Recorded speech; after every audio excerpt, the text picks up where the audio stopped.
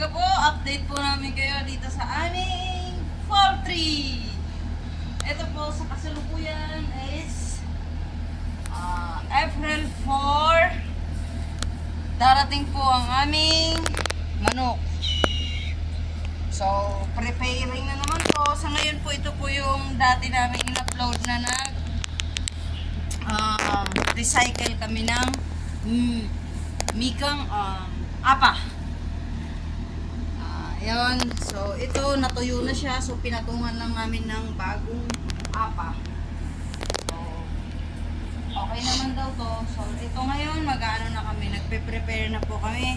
Yung mga dating ginawa namin, inulit lang namin. So, ayan. Pero ito po, hindi na po yan hinugasan. Nanuhan na lang yan yung pahangin. Yung blower na pabuga. Ano tawag? Blower lang yun? Ay, blower, blow. Kaya nga blow. Parang vacuum. Yung vacuum binabacuuman lang. So, blow. Kaya nga blow. Sarado. Paihip. So, yun po ang ginamit namin dito. Kaya malinis naman po siya.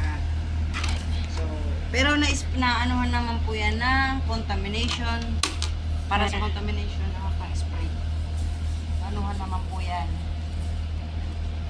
Kumbaga na sprayhan naman.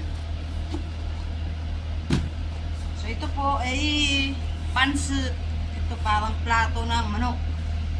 So, naglalagay na naman po kami kasi narating na nga siya. Ito po yung suporta para sa manok. Suporta po ito para sa manok na narating. Ganito lang po yung sa first day po ng manok. Ganito lang po kaliit po na yung area niya. Hindi ko lang alam kung ilang square meter, pero kaya yun po, susukatin namin yan. Ngayon po kasi is grabe ang loading. Grabe ang load namin para bago. Pero magkakaluan po. Nagkaroon po ng time.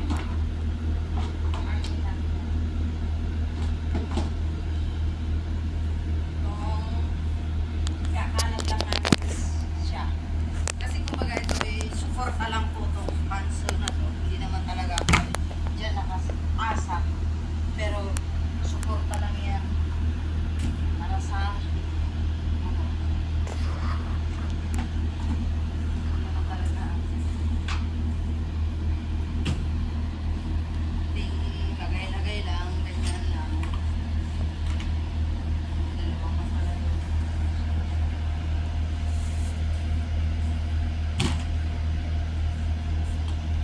Kailan yan lagyan ng feeds?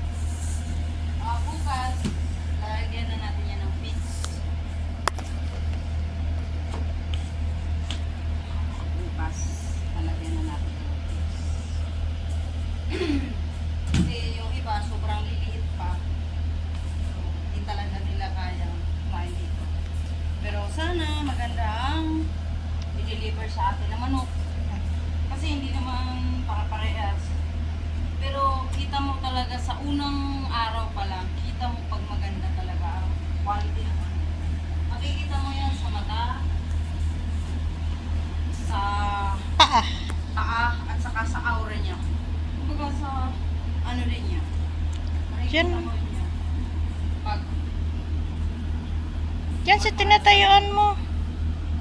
maganda yung quality ng manok, makikita mo.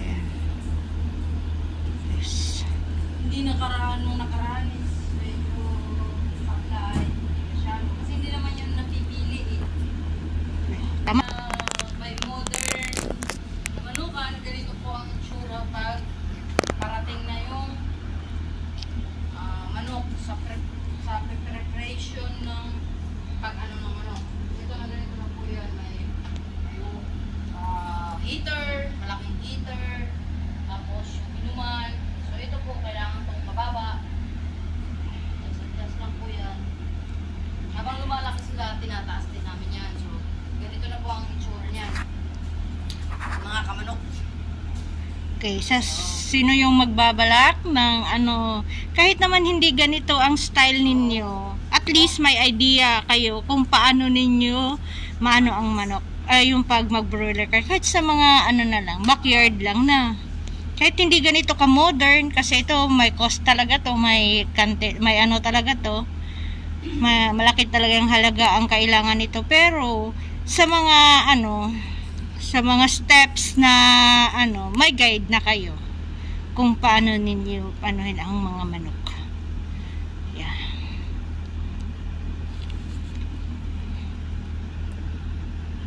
Ayan siya. Ito kasi guys, yung sinasabi namin na recycle na to, ito lang sa second harvest na. Yung apa is parang kunti na lang ang nilalagay. Parang scattered na lang. Yan na lang. Pang support na lang, pang ano. Tapos dito sa mga ano na, pag usod na ng partition, wala na siyang, hindi na namin nilalagyan ng apa. At kasi pag usod mo dito is ilang araw, medyo malaki-laki na sila. Ayan sila guys. Ayan na, ito na po ang hitsura ng ating poultry ngayon.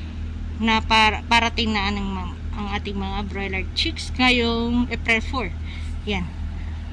Yan na siya.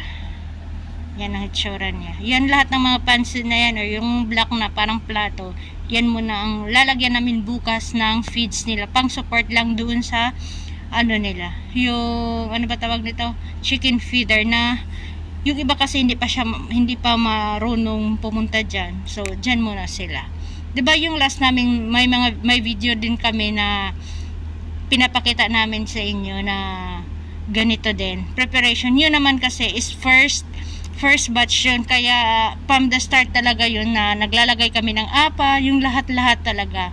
Ito naman is a second batch. Ito naman ang hitsura ng second batch na recycle yung apa. Gaya ng sinabi namin, konti-konti na lang apa ang kailangan pagka second batch. Inaararo namin na 2 beses, nilagyan ng disinfectant ng 2 beses, kinulob, tapos ito na siya. Ayan. Ayan na siya. Ito na po ang hitsura niya. Ayan siya guys. Ayan. Ang nagbago lang talaga dito is yung apa lang. Pero daw na mga kailangan na mga equipment, the same pa rin sa first batch, yung pinakaunang pag-prepare namin. Ayan, tubig, yung lagayan ng tubig, yung pansi, or plato-plato. Ayan, ganun pa rin. Ayan siya, heater, ganun pa rin. Basta yung nagbago lang is yung mikang lang or apa sa paglalagay namin. Okay, ito na po siya. Yan. Yung doon. Okay. Sana po may naanuhan kayo na ideas na pupulot sa aming video ngayon.